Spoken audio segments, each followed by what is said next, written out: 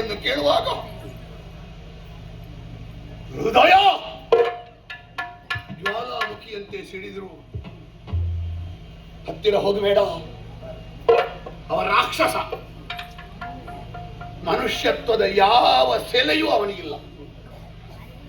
ಹೇಳಲಿಕ್ಕೆ ಸಾವಿರ ಹೇಳ್ಬೋದು. ನಾನು ನಿನ್ನ ತಲೆ ಕಡಿತೇನೆ, ನಾನು ನಿನ್ನ ರಕ್ತ ಕುಡಿತೇನೆ, ನಾನು ನಿನ್ನ ಕರಳು ತಿಂತೇನೆ, ಕೋಪದಲ್ಲಿ ಯಾರು ಹೇಳಿಯಾರು. ಆದ್ರೆ ಯಾರಾದ್ರೂ ಮಾಡ್ತಾರ? ಇವ ನಿನ್ನೆಯ ದಿವಸ ಅದನ್ನು ಮಾಡಿದನಲ್ಲ. ನನ್ನ ತಮ್ಮ ದುಶ್ಯಾಸನನ ರಕ್ತ ಕುಡಿದ, ಕರುಳನ್ನು ರಕ್ಕಸನ ಹಾಗೆ ಮೆತ್ತ, ಮತ್ತೆ ನನ್ನನ್ನು ಬಿಟ್ಟಾನ. ಇವತ್ತು ದ್ಯೂತದ ಸಭೆಯಲ್ಲಿ ಅಣ್ಣನ ಕೈಗೆ ಬೆಂಕಿ ಕೊಡಿ, ಬೆಂಕಿ ತನ್ನಿ ಅಂತ ಹೇಳಿದವ, ಮತ್ತೆ ಕೌರವನನ್ನು ಬಿಟ್ಟಾನ. ಬಿಡ್ಲಿಕ್ಕಿಲ್ಲ.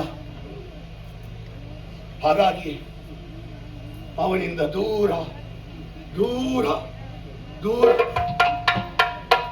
ಇಂದ್ರ ದಿಶಾಮುಖನಾಗಿ ಪೂರ್ವ ದಿಕ್ಕಿಗೆ ನಡೆದು ಬಂದೆ. ಯಾಕೆ?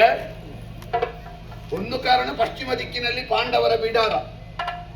ಆ ಕಡೆ ಹೋದ್ರೆ ಸಾವಿನ ಮನೆಗೆ ನಾನೇ ಹೋದ ಹಾಗಾದೀತು.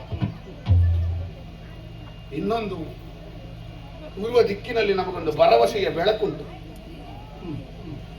ಹಾಗಾಗಿ ಈ ಕಡೆ ಈ ಕಡೆ ಈ ಕಡೆ ಸರಿದು ಮುಂದುವರಿದೆ.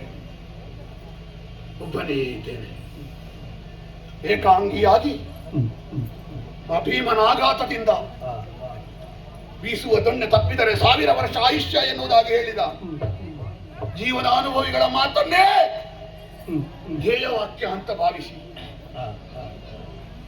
ಮರುಗಿ ಮರುಗಿ ಭಯದಿಂದ ಯಾರಿಗೂ ಗೊತ್ತಾಗದ ಹಾಗೆ ಸಾಗಿ ಮುಂದೆ ಮುಂದೆ ಹೆಜ್ಜೆ ಇಡುತ್ತಾ ಬರುವಾಗ ಹೆಜ್ಜೆ ಮುಂದೆ ಮುಂದೆ ಹೋಗುತ್ತಾ ಉಂಟು, ನೆನಪು ಹಿಂದೆ ಹಿಂದೆ ಹೋಗುತ್ತಾ ಉಂಟು. ಹಿಂದೆ